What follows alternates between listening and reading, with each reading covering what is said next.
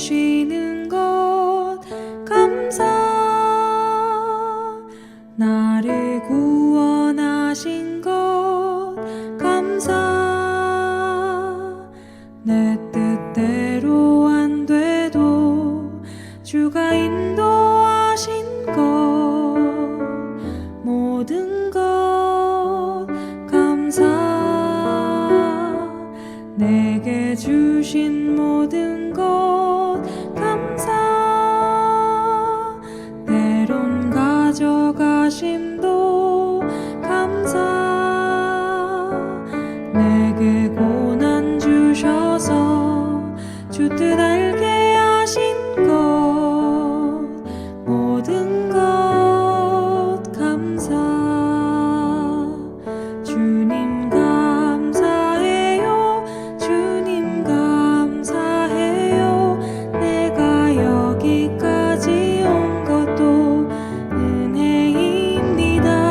주님 감사해요. 주님 감사해요. 나를 사랑하신 주 사랑 감사합니다.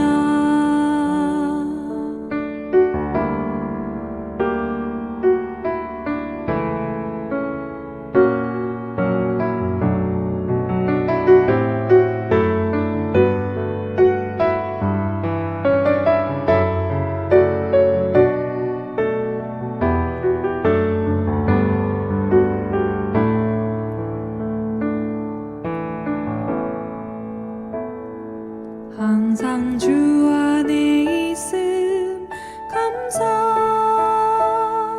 참된 소망 주심도 감사.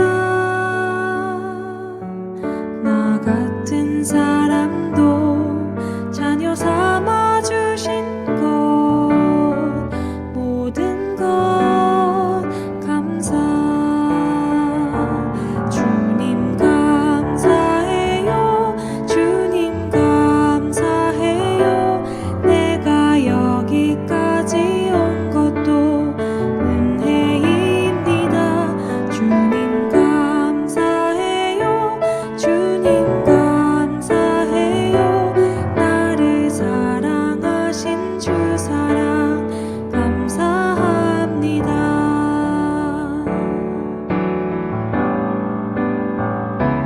주님 감사해요. 주님 감사해요. 내가 여기까지 온 것도 은혜입니다. 주님 감사해요.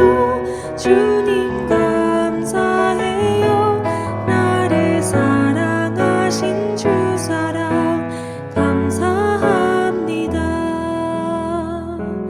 나를 사랑하신 주 사랑. 나를 사랑하신 주 사랑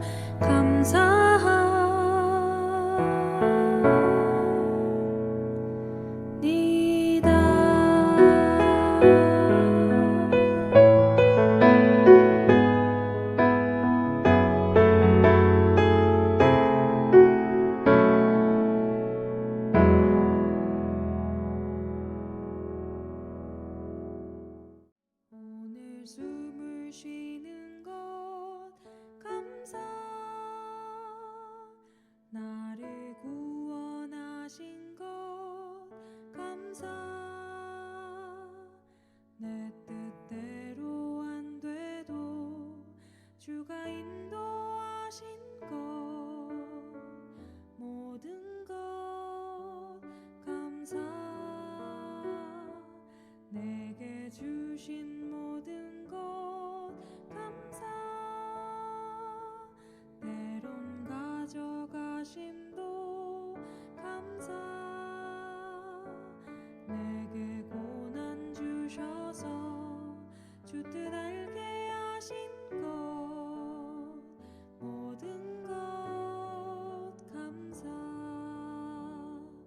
주님 감사해요. 주님 감사해요. 내가 여기까지 온 것도 은혜입니다.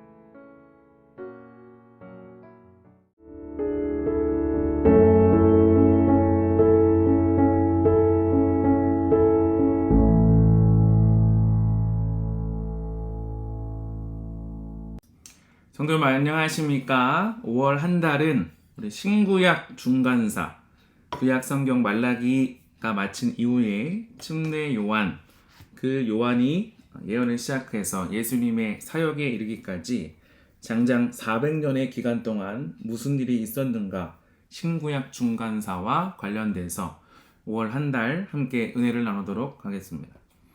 그래서 오늘 신구약 중간사 첫 번째고, 다음 주 14일 화요기도회는 두 번째 시간, 그리고 셋째 주는 다니엘 중심으로 북방왕과 남방왕 첫 번째, 그리고 마지막 주는 북방왕과 남방왕 11장 위주로 하나님께서 그러함에도 불구하고 온 우주와 이 역사를 통치하시는 유일한 분이심을 우리는 확증하는 시간을 갖게 될 것입니다. 신구약 중간사라고 할 때에 사실 성경 전서는 기원전 1500년경부터 기원 후 100년까지, 그러니까 모세오경을 기록할 때부터 마지막 예수님의 제자 사도 요한이 요한계시록을 기록할 때까지 장장 1600년 동안 완성된 책이 우리의 성경, 하나님의 말씀입니다. 그런데 구약 성경의 마지막이라고 하는 말라기를 끝내면 공백이 상당히 있거든요. 이것을 신구약 중간의 역사다라고 해서 구약의 마지막 선지자 말라기의 예언 이후 예수님께서 초림하시기까지 약 400년 동안, 그러니까 약 400년 동안은 종종 사람들은, 또 학자들은 침묵의 시대라고 묘사되어 있습니다. 이 기간 동안 후기 유대주의를 발생하게 한 독특한 사상이 여러 드러나게 되었고, 동시에 예수님의 초림, 때가 참에 오신 예수 그리스도, 그리고 복음 선포를 위한 사건들이 끊임없이 발생하기 위한 하나의 단초를 우리는 400년의 침묵 속에 이끄시는 하나님의 섭리를 보게 되는 것입니다.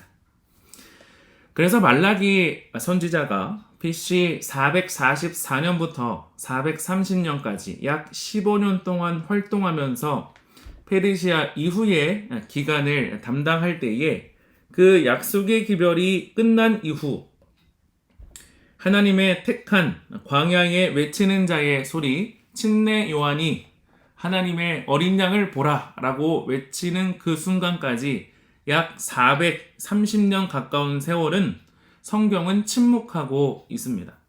그런데 참 재미있는 구절은 성경이 침묵하는 것이 아니라 그 히브리 노예, 그러니까 요셉을 알지 못하는 바로 시대에도 430년 동안 종살이를 하였지만 하나님은 그들의 시련과 아픔을 결코 묵과하시지 않았단 말이에요. 결코 오늘 하나님께서는 우리의 슬픔과 우리의 눈물과 한을 그냥 보고 계시지 않는다는 것입니다. 신앙에 있어서의 하나님을 의지하려고 하는 모든 백성들이 그들의 슬픔과 고난을 하나님은 잊지 않으신다라는 것이. 430년이 지나서 히브리의 노예들은 종살이를 마치고 약속된 하나님의 종 모세를 통해서 구원을 맛봤듯이 오늘 구약 성경 마지막이 그치고 침례 요한의 430년의 시간이 그칠 때에 예수님이 태어나셨다는 이야기는 굉장히 놀라운 오묘한 섭리를 우리에게 허락해 주고 있습니다. 그냥 우리는 인쇄가 잘 되어서 말라기 다음에 마태복음이 바로 오지만, 그러나 이 장구한 역사 속에 하나님은 그들을 어떻게 이끄시고 붙드시고 창세전에 약속하신 구속의 경륜을 이끄셨는지 우리는 보게 될 때에 하나님의 놀라우심과 하나님의 권능을 우리는 감히 측량할 수 없게 되는 것이죠.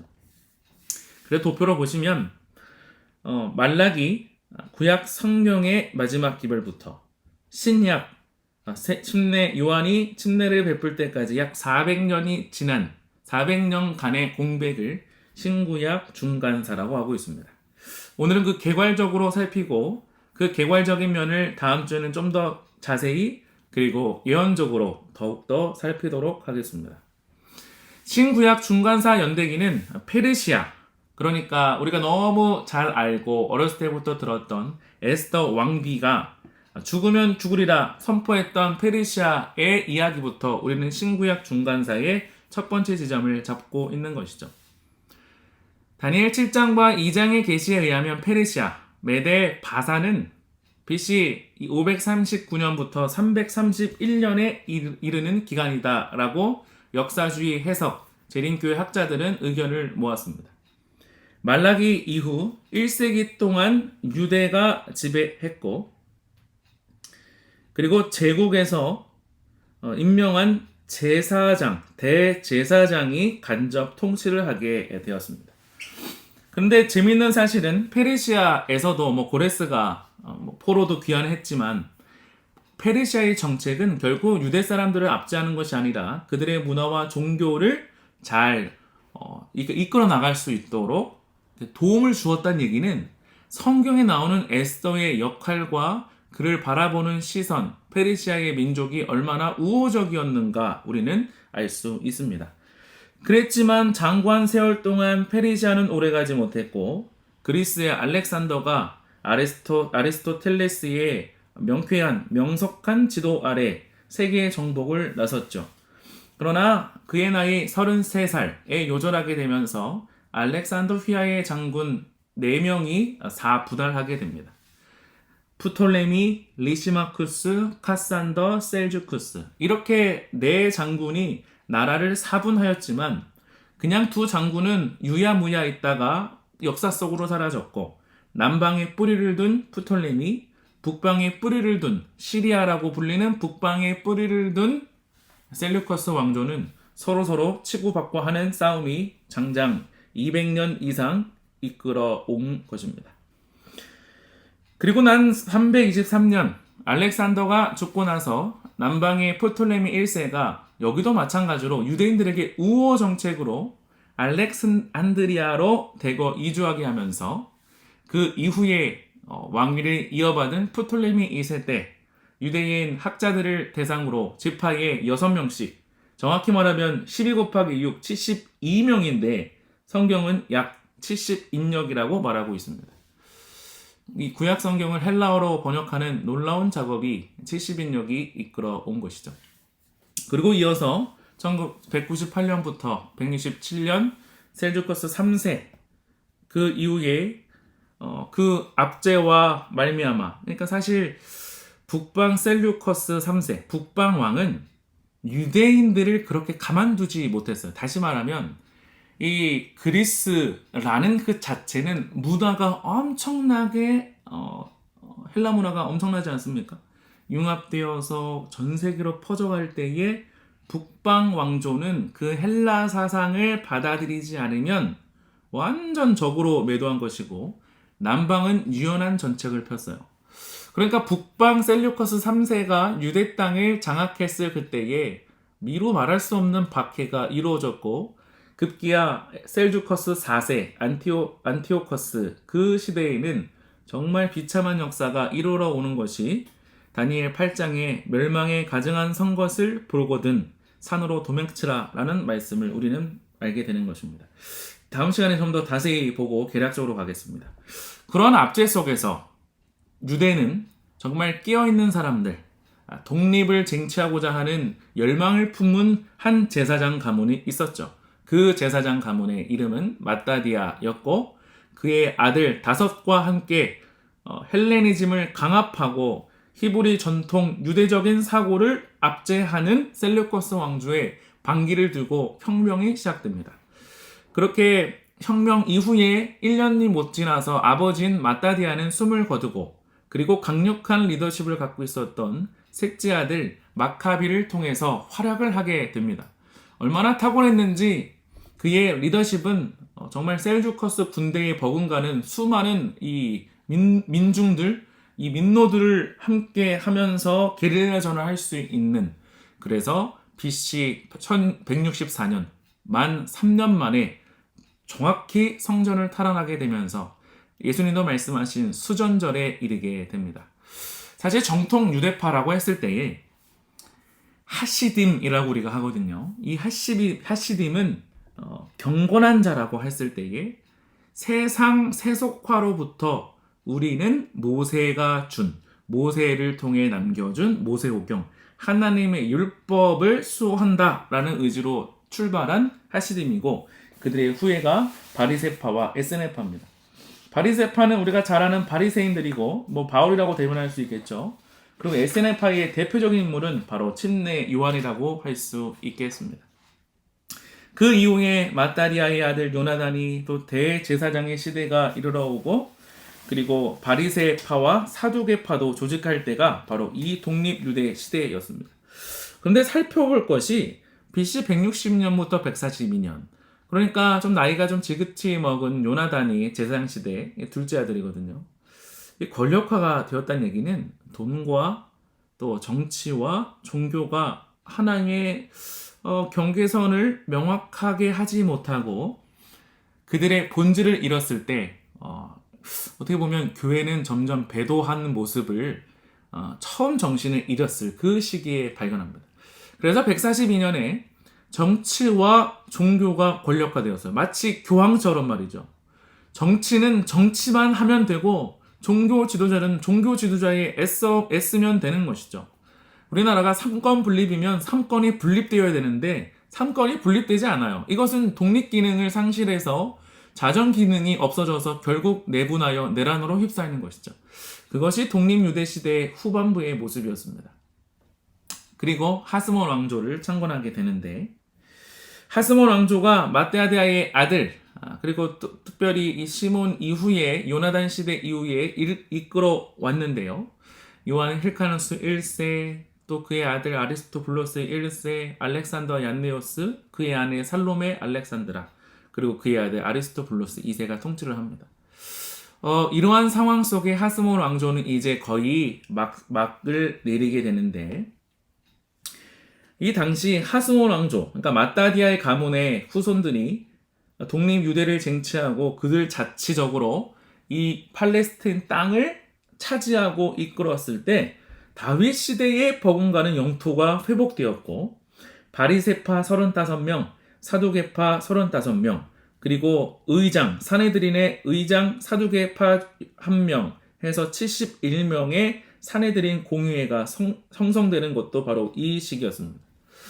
그런데 뭐 정치 얘기를 하는 것은 아닙니다만, 여당과 야당, 어떻게 보면 견제와 보수와 급진 사이에 서로서로 균형이 맞아서 이쪽 면에 잘못하고 있으면 꼬집고 바르게 하도록 이끌어줘야 됐는데, 그들은 알력 싸움에 그치지 않아서 서로 치고받고 하는 역사는 이미 하스몬 왕조 때 이뤄왔기 때문에 예수님 당시 가야바와 그들의 가문과 바리새파인들이 그렇게 눈초리가 좋지 않았던 이유는 바로 이 시기 BC 2세기와 1세기 중반 무렵 왜 바리새파와 사두개파가 로마와 힘을 합치려 했는지, 그리고 아주 강교한 자 하스몬 왕조의 딸을 취해서 이권을 보려고 했던 헤롯 대왕이 출몰해야 됐는지 우리는 그 전후를 알 수 있는 것입니다.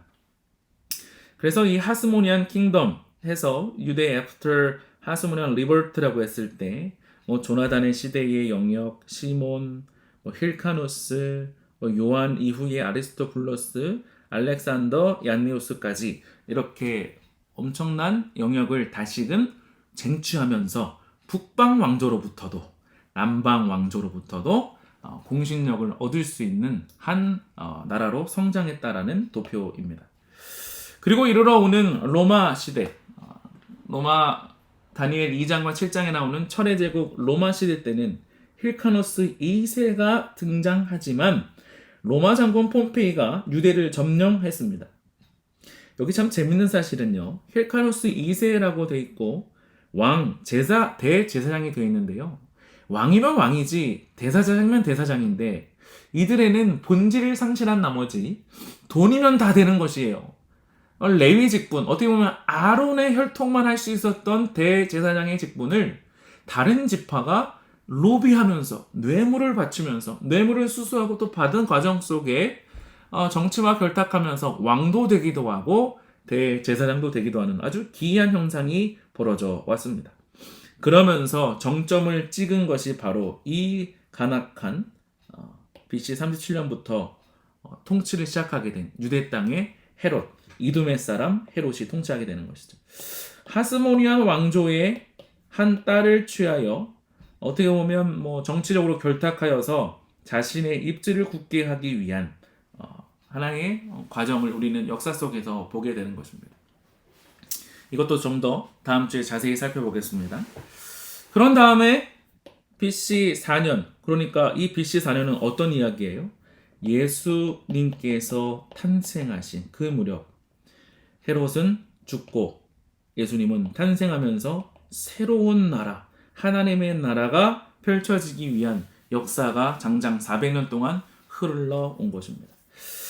그리고 첫째 아들, 그러니까 헤롯이 죽고 난 다음에 아들이 셋이 있었는데요. 아들 셋에게 자신의 나라를 분할해 주기에 이릅니다. 이듬해 출신 헤롯 가문이 로마 당국에 허락하여 루데 집에, 어떻게 이듬해 사람, 이방 사람이 로마 당국을 얻어서 왕의 직분을 얻었냐? 이것은 로비, 아주 유력한 가문의 여러 가지 뇌물 수수로 인한 이 권력을 잡은 모습을 보게 됩니다. 하지만 예수님은 거대한 구속의 대시계 속에 때가 참에 탄생하시고 헤롯은 목숨을 거두고 하나님의 나라가 은혜의 왕국과 그리고 믿음으로 바라보는 영광의 왕국을 선포하실 메시아가 이 땅에 태어난 것입니다. 이후에 로마 황제 이 옥타비아누스가요, 헤롯 대왕의 아들 3명 중에 첫째 아들인 아켈료가 굉장히 아버지를 닮은 것이에요. 정말 비열하고 잔악했거든요. 그러니까 이제 백성들의 장로들이 찾아가지고 이거 유대 땅 이 사람이 하면 안 돼요 하면서 고했을 때, 정말 진언을 했을 때 옥타비안이 아켈료를 폐위하고 유대 지역에 로마 이름으로 직접 다스리는 도지사 같은 거죠. 총독을 보낸 것이 AD 6년 바로 빌라도 총독입니다. 하지만 AD 70년에 예루살렘을 함락하게 되지요.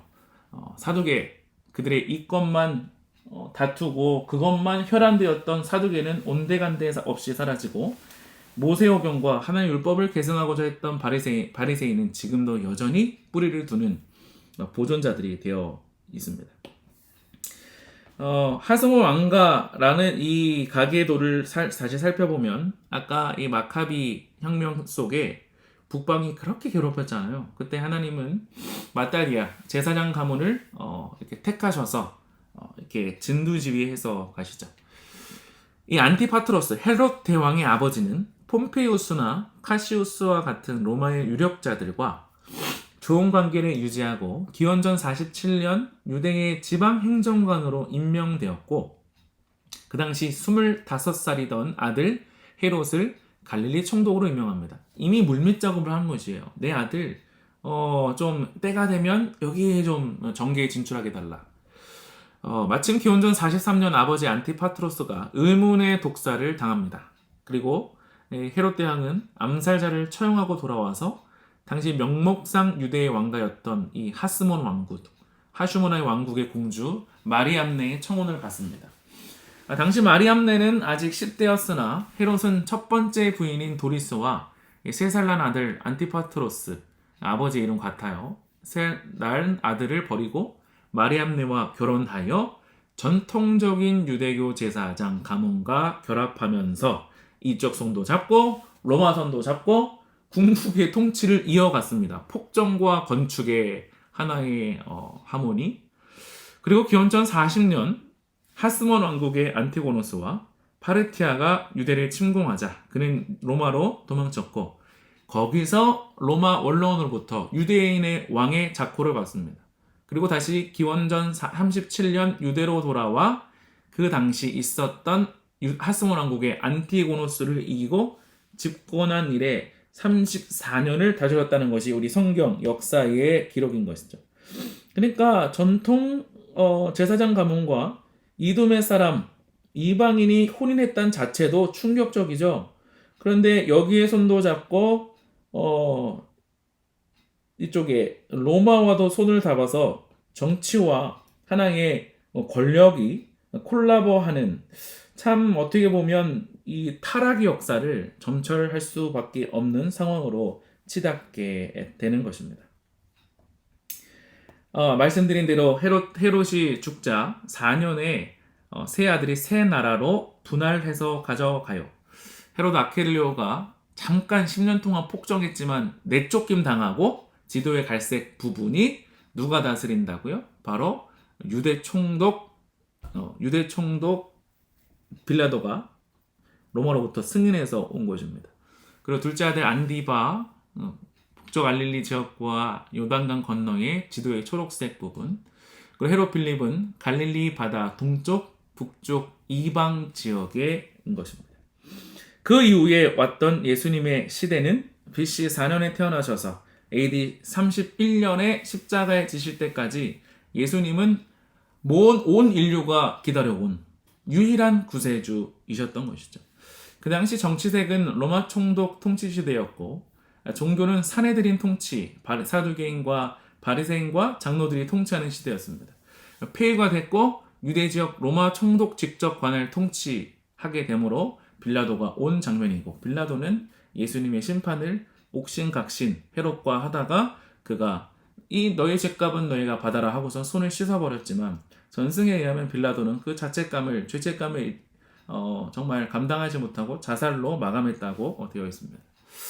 이 사도시대, 그리고 그 이후에 성경이 마지막까지 말하고 있는 사도 요한의 시기까지 70년 예루살렘 파괴하면서 그들은 산산이 뿔뿔이 흩어져간 이방 이주민족 디아스포라로 되어 있는 것입니다.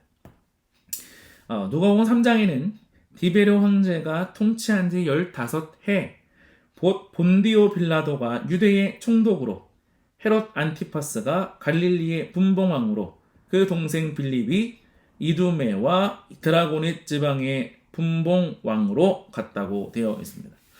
누가복음 23장 7절에 헤롯의 관할에 속한 줄 알고 헤롯에게 보내니, 그러니까 예수님 심판하려고 예수님을 이제 민사 형사로, 형사 사건으로 죄악을 씌워야 되잖아요. 그러니까 헤롯의 관할에 속한 줄 알고 빌라도가 보낸 것이에요. 그때 헤롯이 예루살렘에 있더라. 이 얘기가 무엇이냐면 바로 이것입니다. 예수님의 십자가 사역의 때가 이르렀을 때는 유대인 최고의 명절인 유월절이었습니다. 금요일 안식일과 명절이 합쳤기 때문에 큰 명절이라고 불렸죠. 그 당시에는 밀란과 여러 가지 요소를 좀 이렇게 일전에 방지하기 위하여 로마 총독 빌라도와 갈릴리 분봉왕, 그러니까 헤롯의 둘째 아들이죠. 헤롯 대왕의 둘째 아들 안티바도 모두 예루살렘에 와 있었어요. 예수님을 붙잡은 유대인들이 빌라도에게 예수님의 재판을 요구하자 유대인들의 내부 갈등에 끼어들기 싫었던 빌라도는 예수가 갈릴리 사람으로 갈릴리 관할 분봉왕인 헤롯 안티파스가 마침 예루살렘에 있으니 하고 안티파스에게 예수를 심판하고 보냅니다. 그러니까 예수님 당시에 유대 총독 빌라도가 예루살렘에 왔을 때, 그리고 그 관할 사람 안티바가 있을 때 왔다 갔다 하면서 밤새워서 신문 받으시던 예수님의 고초를 생각하면 우리는 그분의 온유하심과 이사야 53장에 말하고 있는 잠잠히 하나님의 어린 양 메시아의 고난받는 종의 모습으로 겸손히 섬기는 모습을 볼 때마다 우리의 마음은 뜨거워지는 것입니다. 오늘 역사 이야기를 하면서 말라기 선지자의 예언 활동 이후 성경 기록상 구약시대에는 막을 내렸습니다. 이후 성경 역사는 침례 요한의 출현 때까지 무려 400년간의 긴 침묵기로 들어갑니다. 그러나 성경에 기록이 없다고 해서 하나님의 구속 역사가 중단된 것은 아니었죠.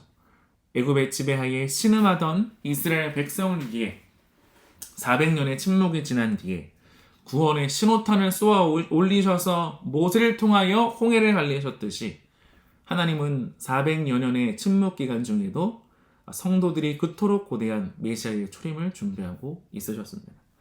헬라 문화가 아주 영적인, 정신적으로, 육체적으로 휩쓸고 왔던 그 시대에, 그러나 하나님의 백성들은 율법을 상고했던 사람들, 그들의 희망이었던 것처럼 오늘도 이 시대에 정말 타락하고 세속화된 이 시기에 하나님의 거룩한 율법과 하나님의 살아있는 그분의 십자가의 정신을 오늘도 붙들어서 메시아의 초림을 준비하고 계셨듯이 오늘 우리를 통해서 메시아의 사명을 감당케 하시는 예수님의 사역에 발벗고 헌신하는 저와 여러분 되시길 바라면서 신구약 중간사 첫 번째 우리 화요기도회 마치도록 하겠습니다.